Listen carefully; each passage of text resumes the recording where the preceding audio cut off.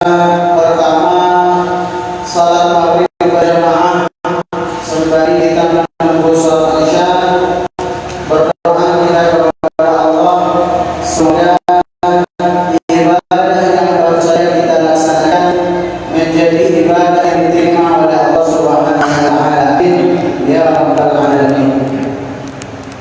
Salawat dan salam sayyidina Muhammad wa ala ali sayyidina Muhammad. Mudah-mudahan dengan salawat yang senantiasa kita baca kelak menjadi wasilah penyebab perantara kita diakui sebagai umat Rasulullah dan mendapatkan syafaat dari beliau. Amin ya rabbal alamin. Hadirin jamaah yang dimuliakan oleh Allah, para imam yang kami hormati, payung masjid serta pengurus Masjid Baitus Salam Harira yang kami muliakan. Salah satu nikmat yang paling kita syukuri adalah masih digerakkannya hati kita untuk menjaga salat, terutama salat 5 waktu. Tak perlu kita berpikir dulu tentang bagaimana duha. Tak perlu dulu kita berpikir bagaimana tahajud. Tidak perlu dulu kita berpikir bagaimana salat tasbih atau salat-salat yang lain. Salat 5 waktu kita bisa jaga, syukur-syukur bisa tepat waktu. Ini sudah menjadi kunci keberkahan hidup kita di dunia dan akhirat. Dan sedikit kisah jamaah sekalian, sampai dengan hari ini hampir dalam waktu 1 bulan sekali kami masuk ke pelosok-pelosok pulau di sekitar Kepulauan Riau. Yang menjadi target kita adalah mendakwahkan agama Islam, terutama bagi saudara-saudara kita yang telah keluar dari agama Islam. Kenapa saya katakan telah keluar dari agama Islam? Ini fakta yang kami temukan di lapangan, Pak. Banyak di antara saudara kita yang hanya karena urusan perut mereka keluar dari agama Islam. Iming-iming biaya pendidikan, iming-iming biaya kesehatan, bahkan hanya karena seminggu sekali diantar 1 kotak mie goreng dan 1 papan telur, mereka tukar akidah. Tapi alhamdulillah selama 3 tahun terakhir ini, dengan kuasa dari Allah Subhanahu wa taala, beberapa di antaranya kami tarik lagi ke dalam agama Islam untuk melakukan syahadat ulang.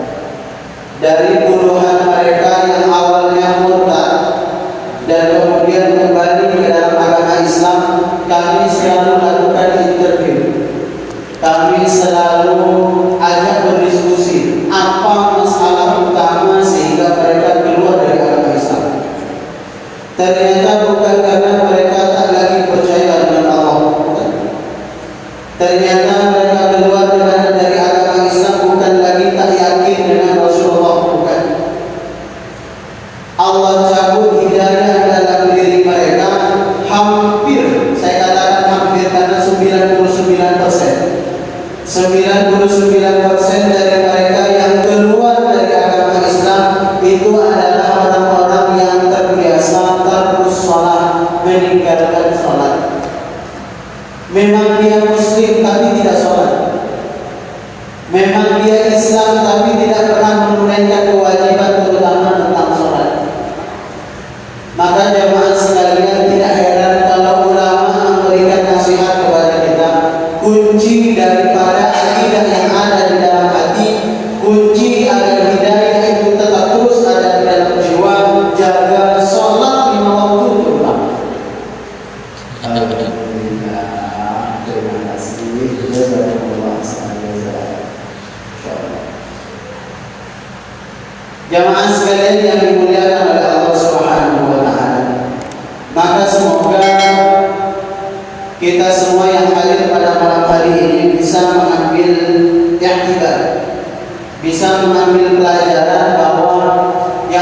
terpenting dalam akidah kita adalah menjaga salat. Karena itu kunci. Bahkan Rasulullah dalam hadisnya memberikan nasihat kepada kita, yang membedakan kita dengan mereka adalah salat. Ketika salat sudah menjadi sesuatu yang kita tinggalkan, maka tidak ada bedanya kita antara kita dengan mereka. Dan mudah-mudahan jemaah ini bisa kita warisi kepada generasi keturunan kita, anak-anak kita, putra-putri kita. Jangan sampai kita sholat sendiri, mak bapaknya rajin ke masjid, sementara anak gadisnya tidak dipedulikan sholat atau tidak.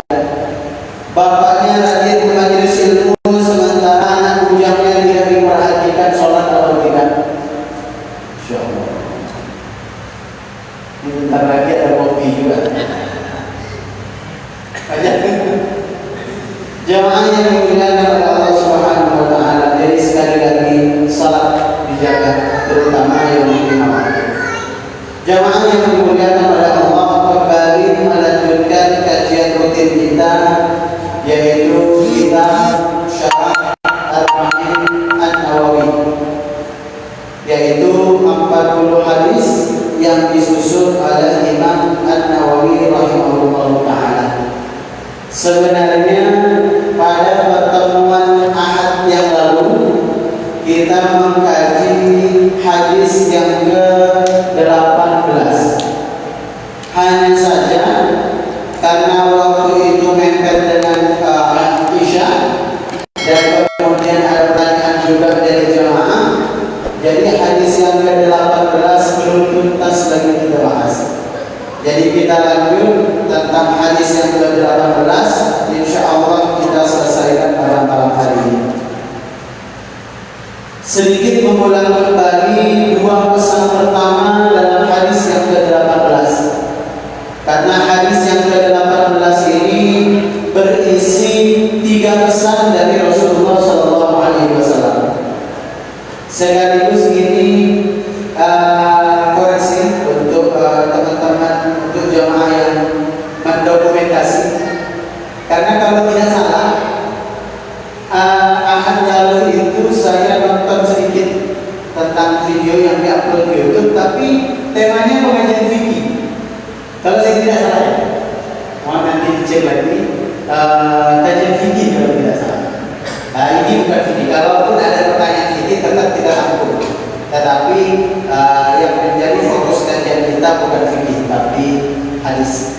Takutnya nanti ada jemaah yang bilang, ini kok kajian fikih kok membahas hadis. Tetap nanti kita tampung pertanyaan jemaah sudah. Kembali ke dalam hadis yang ke-18, dua pesan Rasulullah kemarin sudah kita bahas. Pesan Rasulullah yang pertama adalah ittaqillaha haitsuma kunta. Bertakwalah kepada Allah Subhanahu wa taala dimanapun engkau berada, kata Rasulullah. Baik itu dalam keadaan sepi atau dalam keadaan ramai. Baik itu dalam keadaan tak dilihat orang atau disaksikan oleh orang. Bertakwa kepada Allah baik itu ada CCTV atau tak ada CCTV. Tetap bertakwa kepada Allah dalam keadaan lapang maupun dalam keadaan sepi. Kemudian pesan Rasulullah yang kedua, wa atbi'is sayyi'atal hasanata tamhuha.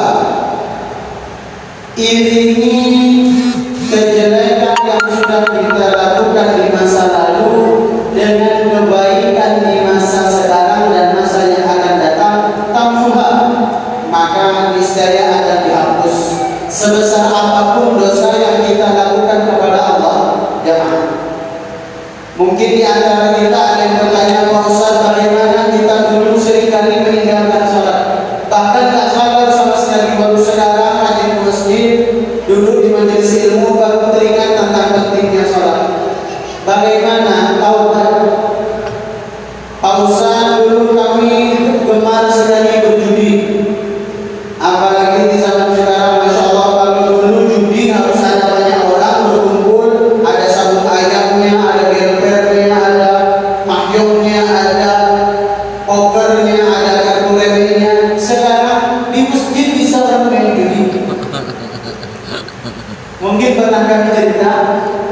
pernah menyampaikan khutbah yang masjid itu mimbarnya terbuat dari kaca, full kaca mimbarnya.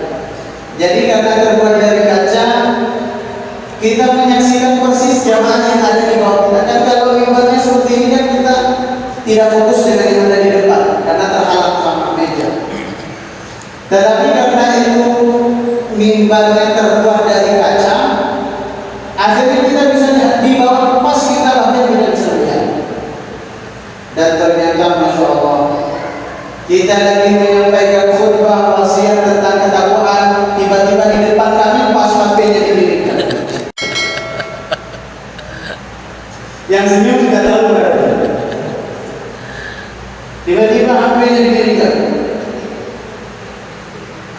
Ya betul. Bahkan kami pernah mendapatkan pertanyaan ketika ada kajian Ramadan di PT di Mekabumi. Ada jemaah yang bertanya begini, Pak Ustaz, apa hubungannya sambil kita mendengar ceramah di masjid, sambil kita mendengar tausiah dan kita main aplikasi skater? Gimana nih Pak Ustaz? Saya katakan, mau sambil dengar tausiah atau tak dengar tausiah, bukan soal mendengar, itu memang diharapkan oleh para ulama. Bukan soal di luar saja diharapkan, apalagi di dalam masjid. Tak sambil dengar ceramah saja tak boleh, apalagi sambil dengar ceramah. Ini sambil dengar khutbah. Bahkan ada yang dengan terang-terangan menyampaikan kepada kami, entah ini bercanda atau serius. Entahlah Pak Ustaz, kita betul-betul digoda oleh Allah. Digoda gimana? Iya, kalau kita di luar masjid itu Pak Ustaz, kita gini-gini tidak dapat. Tapi begitu di dalam masjid, lancar. Lalu kurang cipta.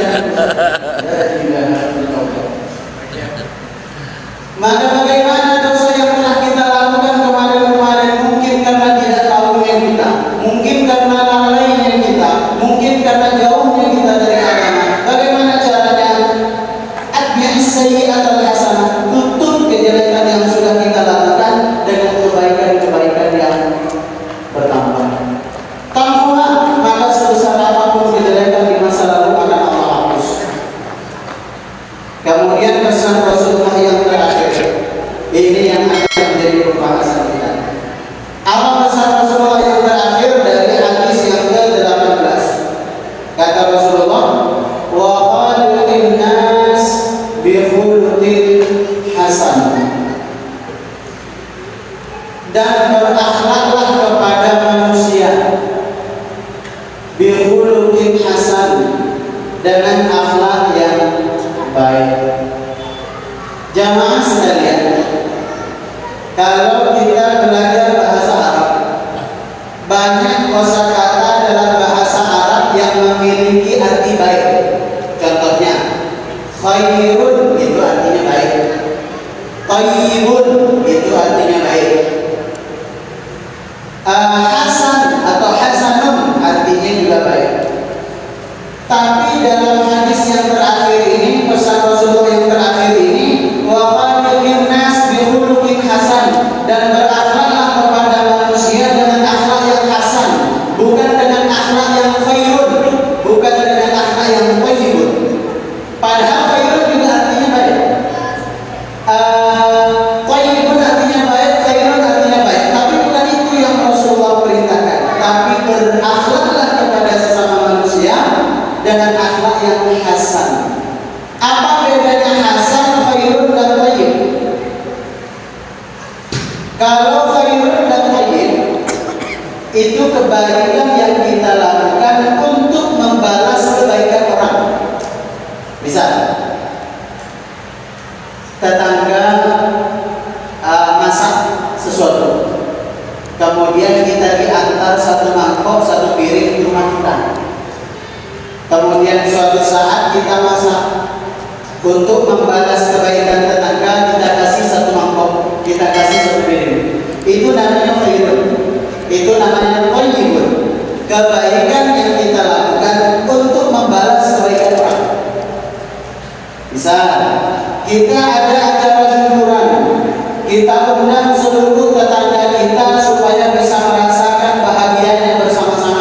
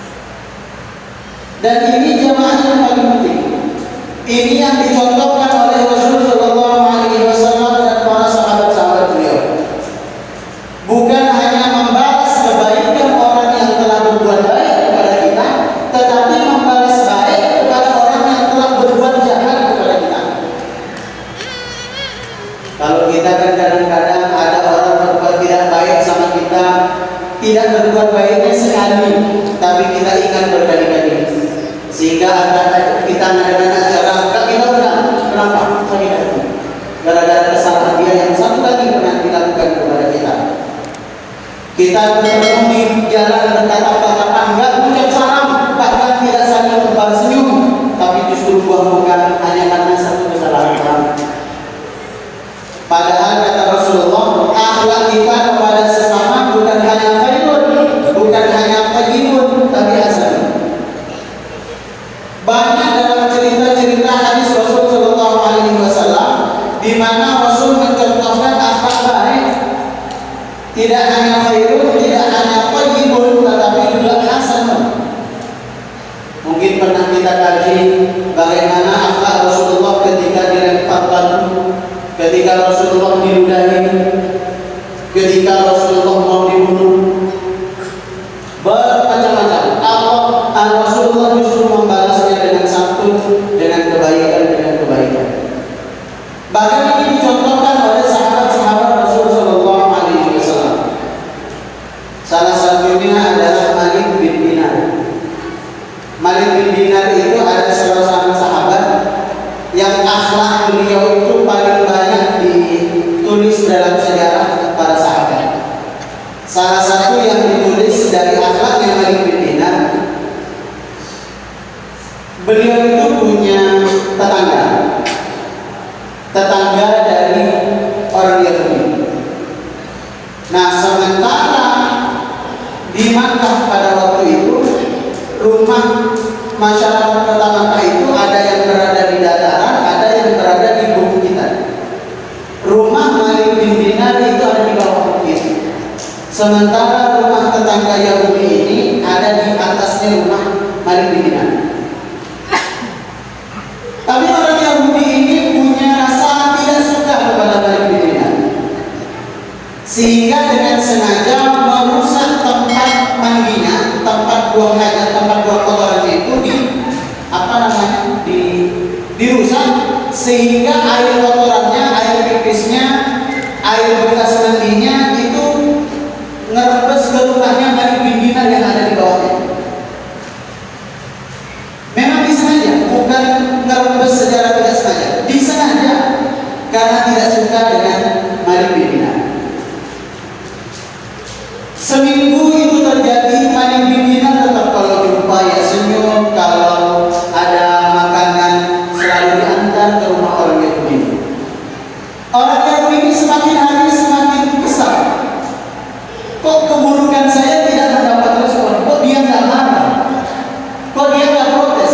Padahal kan dalam agama Islam boleh-boleh saja kita komplain. Misalnya di kehidupan kita sekarang ada tetangga kita yang tong sampahnya lebih dekat ke halaman kita daripada ke halaman rumah dia. Padahal sampah dia ada. Kita boleh komplain, Pak, mohon maaf saya biasa sendiri. Bisa kita punya tetangga tanamannya besar sehingga di dalam rumah kita nggak kebagian buahnya, tapi kita kebagian daun-daun yang gugur sampah dari pohon yang dia tanam. Kita boleh komplain. Tapi Malik bin Dinar enggak. Bukan sampah yang masuk ke rumahnya, bukan daun yang masuk ke rumahnya, tetapi najis, bekas pipis, bekas buang air besar, bekas mandi, kan masuk ke rumahnya Malik bin Dinar. Beliau apa boleh? Sampai bertahun-tahun itu terjadi. Karena bertahun-tahun terjadi, akhirnya orang Yahudi itu kesel. Malik bin Dinar tidak ada respon. Akhirnya datang ke rumah Malik bin Dinar. Wahai Malik bin Dinar, pasti kamu sadar bahwa sejak hari kamu mesti ngepel di rumah, ngelap di rumah bekas kotoran dari rumah saya. Kamu pasti sadar? Ya, saya sadar. Kamu tahu nggak saya melakukan itu dengan sengaja? Kata Malik bin Dinar, iya, nggak apa-apa. Kok kamu tidak marah, Malik bin Dinar? Kok kamu nggak protes? Kok kamu nggak protes? Kemudian kata Malik bin Dinar, Rasulullah mengajarkan kepada saya bahwa akhlak itu jauh di atas segalanya. Bahwa akhlak kepada orang lain itu jauh lebih diprioritaskan ketimbang perdebatan, ketimbang perbedaan, perselisihan, bahkan permusuhan. Mendengar penjelasan itu, seketika seorang tetangga yang beragama Yahudi ini langsung mengucapkan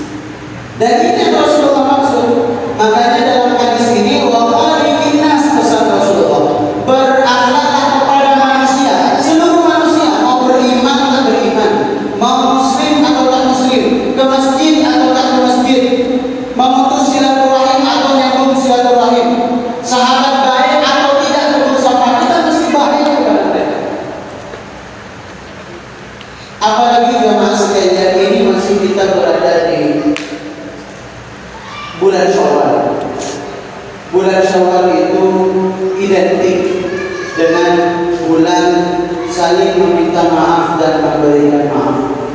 Bulan yang identik untuk memperbaiki hubungan kita dengan sesama. Kenapa bisa demikian? Kalau ada yang bertanya, mungkin ada beberapa yang komen, ini acara di bulan Syawal ini halal bihalal saling maafkan, ini tidak ada dalil dari Rasulullah. Bukan tidak ada dalil, mungkin belum pernah baca dalilnya. Oh, ini nggak pernah dicontohkan oleh Rasulullah. Bukan nggak pernah dicontohkan, mungkin belum pernah jumpa kitabnya. Rasulullah sendiri sudah mengajarkan kepada kita, bahkan sesaat sebelum Rasulullah wafat. Dan Rasulullah itu wafat karena sakit berkepanjangan, diracun oleh masih tergolong keluarganya sendiri. Kemudian singkat cerita, sebelum menjelang wafatnya Rasulullah SAW, Rasulullah itu mengumpulkan para sahabat. Karena orang-orang soleh itu, terutama Nabi dan para Rasul, menjelang hari kematiannya itu ada firasat. Makanya orang-orang soleh seperti kiai, ulama, syekh, habaib itu biasanya selalu menunjukkan apa ya, gelagat-gelagat menjelang wafatnya. Dan itu biasanya baru kita rasakan setelah beliau wafat. Karena kita bukan ulama, karena kita bukan orang soleh. Yang biasanya punya firasat buat ini orang soleh. Sementara ini bukan hanya orang soleh, ini Rasul Sallallahu Alaihi Wasallam. Ngerasa beliau bahwa sebentar lagi usia beliau habis. Sebentar lagi beliau dijumpai oleh malaikat Israel. Kemudian Rasulullah mengumpulkan para sahabat dan Rasulullah naik ke atas mimbar. Apa yang disampaikan oleh Rasulullah? Man kuntu jalantu lahu dhahran. Barang siapa yang di antara kalian pernah merasa aku sakiti fisiknya, sengaja atau tidak sengaja, fahadha dhahri, maka ini punggungku, silahkan balas. Mendengar Rasulullah mengatakan demikian, sahabat menunggu. Kenapa? Sahabat kan akhlak semulia Rasulullah saya masih mau meminta maaf kepada sahabat. Kemudian Rasulullah mengatakan, man kuntu syatamtu lahu irwan. Barang siapa di antara kalian yang pernah merasa aku sakiti hatinya, bukan cuma fisik, tapi barangkali hati. Kalau fisik hari ini memar, besok sembuh. Hari ini patah, besok bisa kembali utuh. Tetapi kalau hati yang tersakiti, kemana obat dan dicari? Rasulullah mengatakan, barang siapa di antara kalian yang merasa pernah aku sakiti hatinya, pernah aku rusak harga dirinya, pernah aku cemarkan nama baiknya, sengaja atau tidak, fahadha irwi, ini harga diriku, silahkan jatuhkan. Sahabat dia. Ini dalil bagi kita jemaah sekalian, bahwa manusia semulia Rasulullah saja, manusia yang dijamin surganya oleh Allah Subhanahu wa Ta'ala, tidak lepas dari salah dan khilaf, dan mesti tidak bisa kita menghapus dosa yang kita lakukan kepada sesama sebelum orang tersebut memberikan maaf. Makanya jemaah, tadi pagi kita mengadakan acara halal bihalal di Masjid Baitus Salam, tapi bukan Baitus Salam Aliyah, Baitus Salam di Panbil. Ada jemaah yang bertanya begini, Pak Ustaz, kenapa kita mesti bermaaf-maafan kepada sesama? Bukankah bulan suci Ramadan dosa kita sudah diampuni oleh Allah? Oh iya, jelas. Bahkan kata Rasulullah, siapa berpuasa di bulan suci Ramadan penuh keimanan, keikhlasan kepada Allah, Allah ampuni dosa yang lalu. Kita misalnya Ramadan tahun kemarin usia kita 20 tahun, 20 tahun yang lalu dihapus oleh Allah. Kita berusia 40 tahun pada waktu itu, 40 tahun yang lalu dihapus oleh Allah. 50 tahun, 60 tahun, 70 tahun dihapus oleh Allah. Tapi perlu dicatat, yang dihapus itu hanya dosa kita kepada Allah, bukan dosa kita kepada sesama. Sebab dosa yang kita lakukan kepada sesama tidak akan Allah ampuni selama apapun kita bersujud, selama apapun kita berdoa, sebanyak apapun kita menghatamkan Al-Quran, sebelum orang yang pernah kita sakiti hatinya memberikan maaf. Maka akhlak kepada sesama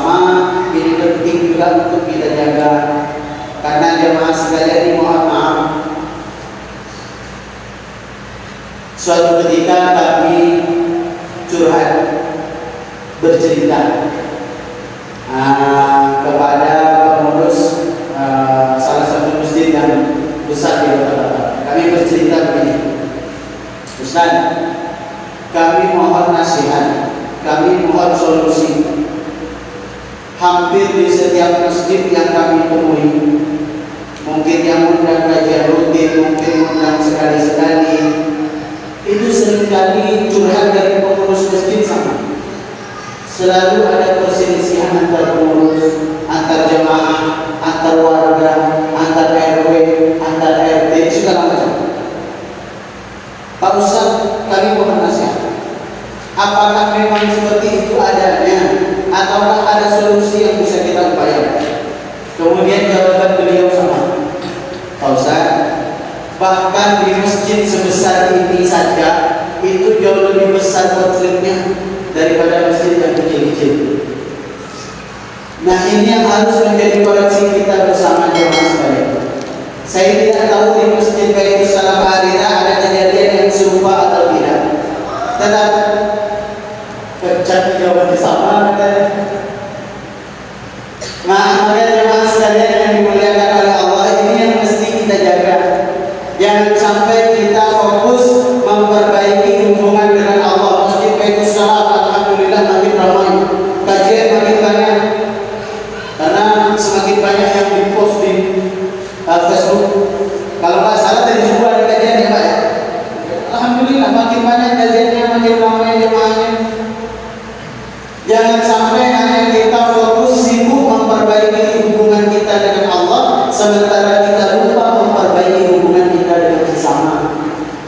Karena hablum minallah dan hablum minan nas itu dua kepentingan yang tak bisa dipisahkan. Misal ada orang hablum minan nasnya baik, kalau ada acara gotong royong dia hadir, kalau ada acara bakti sosial dia paling depan, kalau ada acara hajatan dia selalu aktif membantu. Tapi sholat nggak pernah, percuma juga. Karena nanti yang ditanya pertama kali di hadapan Allah bukan seberapa banyak kita bantu orang, tapi gimana sholatnya. Begitu juga sebaliknya, ada yang kadang-kadang digoda oleh syaitan. Dia banyak sholatnya, dia rajin ke masjidnya, bahkan mungkin lebih dalam ilmunya, tapi akhlak kepada sesama yang seringkali dia tidak perhatikan, sehingga seringkali lisan menyakiti hati, seringkali sikap melukai sesama, seringkali tingkah laku disengaja untuk merusak tali silaturahim. Maka jemaah yang dimuliakan oleh Allah, namanya juga warga, namanya juga jemaah, isi kepalanya beda-beda, gagasannya beda-beda, idenya beda-beda, maksud tujuannya beda-beda. Kita tampung sama-sama, ambil yang paling terbaik di antara yang baik, tapi jangan sampai merusak silaturahim yang sudah susah payah kita bentuk. Karena dari pengalaman kami Pak, mulai dari masjid yang paling kecil sampai masjid yang paling besar, kadang-kadang justru yang paling rentan untuk memutus tali silaturahim itu seringkali mereka yang rajin ke masjid dengan berbagai macam alasan. Mungkin beda mazhab, mungkin beda ulama yang diikuti, mungkin beda juga pandangan politiknya, mungkin karena beda suku dan budayanya ada, mungkin karena beda juga gagasan-gagasan tentang cara memakmurkan masjid, sehingga kemudian memutus silaturahim. Jangan sampai terjadi. Karena kata Rasulullah SAW, la yadkhulul jannah, tidak masuk surga. Siapa yang tidak masuk surga? Yang tidak salat, bukan. Yang tidak puasa, bukan. Yang tidak bayar zakat, bukan. Mungkin dia salat, mungkin dia puasa, mungkin dia bayar zakat, mungkin dia duduk di majelis ilmu, tapi perilakunya selalu qati'ur rahim, memutus tali silaturahim, tidak masuk surga, kata Rasulullah SAW. Maka di bulan Syawal, setelah bulan puasa, kita memperbaiki hubungan kita dengan Allah, dengan puasa, dengan tarawih, dengan tadarus dan ibadah-ibadah lainnya. Sekarang di bulan Syawal, memperbaiki hubungan kita dengan sesama. Karena jemaah sekalian di bulan puasa Terakhir, pentingnya hubungan kita dengan sesama, terutama di bulan Syawal. Suatu ketika Rasul Shallallahu Alaihi Wasallam memimpin salat Idul Fitri, dan selesai memimpin salat Idul Fitri, tiba-tiba Rasulullah mengatakan amin sebanyak 3 kali. Kemudian hal itu membuat sahabat bingung. Kenapa Rasulullah mengucapkan amin sebanyak 3 kali, sementara pada waktu itu tidak ada yang berdoa? Tapi tiba-tiba Rasulullah mengatakan amin 3 kali. Semestinya kan berdoa dulu baru amin. Ini tidak ada yang doa, tiba-tiba amin. Kemudian salah seorang sahabat memberanikan diri bertanya kepada Rasulullah, "Ya Rasul, ada apa gerangan kami mendengar bahwa engkau mengucapkan amin sebanyak 3 kali? Ada apa?" Kemudian Rasulullah menjawab, "Ya, baru saja turun malaikat Jibril alaihi salatu wassalam menemui saya, dan malaikat Jibril meminta saya mengaminkan doa yang dia panjatkan. Yang berdoa malaikat Jibril, yang mengaminkan Rasul sallallahu alaihi wasallam. Pasti doa itu menjadi doa yang paling dijawab." Apa 3 doa yang diaminkan? 3 doa yang dipanjatkan oleh malaikat Jibril dan diaminkan oleh Rasul sallallahu alaihi wasallam. Yang pertama, kata malaikat Jibril, "Ya Allah, jangan engkau terima ibadah puasa dan seluruh ibadahnya kaum muslimin selama bulan suci Ramadan jikalau dia masih durhaka kepada orang tua." Lagi-lagi masih hubungan dengan sesama.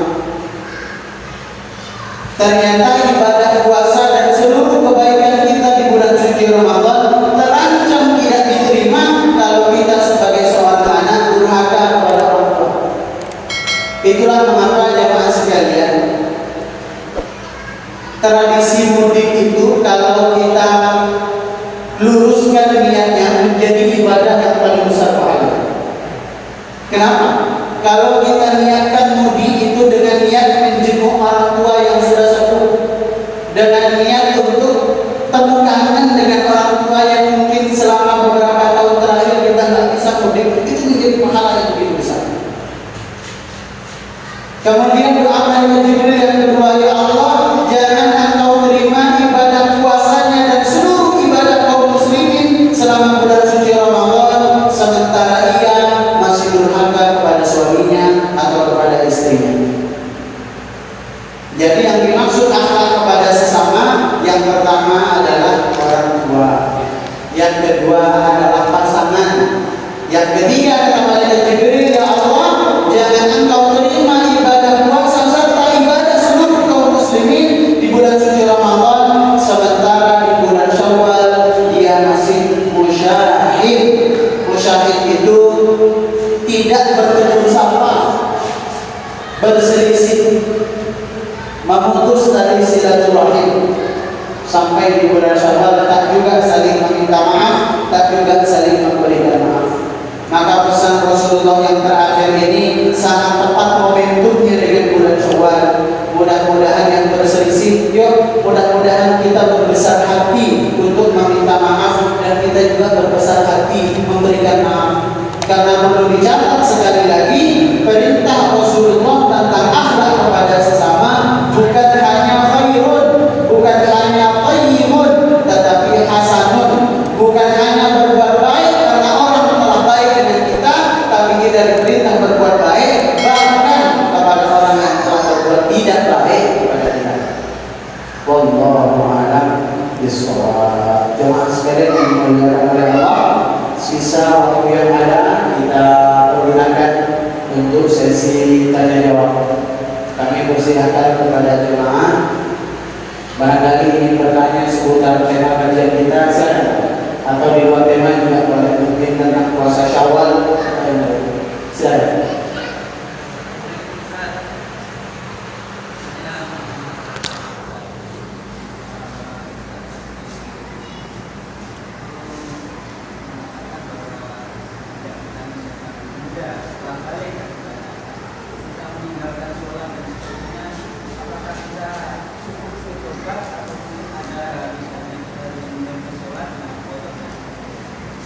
Karena kita kan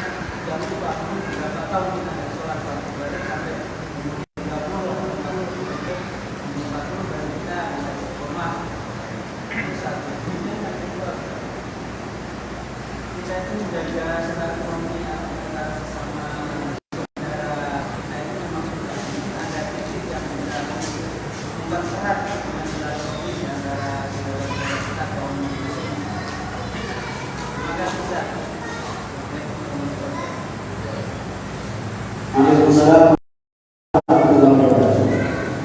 Pertama, bagaimana cara mengganti sholat yang kita tinggal di masa lalu? Apakah mesti diqadha, mesti diganti? Kalau diganti berapa banyak kita sudah lupa? Apakah cukup dengan taubat? Nah, perihal qadha sholat ini ada dua pandangan ulama. Dalam 4 mazhab ada dua pandangan ulama. Yang pertama, ada ulama yang mengatakan ketika kita meninggalkan kewajiban sholat di masa lalu, sengaja atau tidak sengaja, maka wajib diganti dengan qadha. Loh, sementara kita lupa jumlah rakaat, jumlah berapa banyak sholat yang kita tinggalkan, berapa tahun yang sudah kita tidak melakukannya. Bagaimana cara mengqadha? Maka kata pendapat ulama yang pertama, caranya adalah salat maghrib double. Yang pertama bisa kita sholat jamaah, niatkan yang pertama kan adaan makmuman bidayah. Setelah sholat maghrib itu selesai, kita lanjut sholat sendiri, bukan adaan tapi qadhaan. Nanti begitu juga dengan sholat isya. Sholat isya berjamaah, niat adaan makmuman bidayah. Sholat dulu ramai-ramai, setelah itu kita sholat sendiri qadhaan lillahi ta'ala. Begitu seterusnya. Berapa lama sampai sekiranya sholat yang kita tinggalkan setara dengan yang kita gantikan? Diperkirakan. Itu kata pendapat ulama yang pertama. Kata pendapat ulama yang kedua, berdasarkan hadis Rasulullah SAW bahwa satu-satunya ibadah yang tak bisa diganti dan tak bisa diwakilkan adalah salat. Maka kata pendapat ulama yang kedua, kalau kita meninggalkan salat di masa lalu, tak bisa lagi kita qadha di hari ini. Masa lalu tetap dicatat sebagai dosa orang yang telah meninggalkan salat. Tapi ingat, Allah Maha Pengampun. Yang penting kita mau bertaubat, tidak mengulangi kesalahan yang sama. Mandi taubat, sholat taubat, jangan ulangi kesalahan yang sama. Allah Maha Pengampun. Wa atbi'is sayyi'atal hasanah tamhuha. Ini kejelekan di masa lalu dengan kebaikan di masa sekarang dan yang akan datang, Allah akan hapus sebanyak apapun dosanya. Nah, kalau saya lebih condong kepada pendapat ulama yang kedua. Kalau mau ada ustaz, ada ulama, ada jamaah yang kami mengambil pendapat yang pertama, Pak, silakan, kami sudah tunjukkan caranya. Kalau mau mengambil pendapat ulama yang kedua, boleh. Taubat nasuha, sesali kesalahan di masa lalu, dan kita jangan pernah mengulanginya lagi sebagai bentuk taubat kepada Allah. Wallahu a'lam. Itu yang pertama. Yang kedua, tips menjaga silaturahim. Saya bercerita yang sering kali kita alami. Yang paling efektif agar silaturahim antar keluarga, antar jamaah, antar tetangga itu terjaga, salah satunya adalah aktifnya kita berkumpul dan berjumpa. Misal ada acara mungkin perkumpulan warga RT RW jamaah sebulan sekali, mungkin 2 bulan sekali, mungkin bahkan ada yang sanggup 2 minggu sekali. Dan yang paling efektif dari yang pernah saya alami adalah semakin banyaknya kegiatan yang ada di dalam masjid, itu semakin meminimalisir perselisihan antar jamaah dan warga. Silakan nanti jamaah rasakan betul. Antara dulu masjid yang sedikit fardu saja, nggak ada majelis ilmu, nggak ada silaturahim, nggak ada musyawarah, nggak ada perkumpulan sama sekali.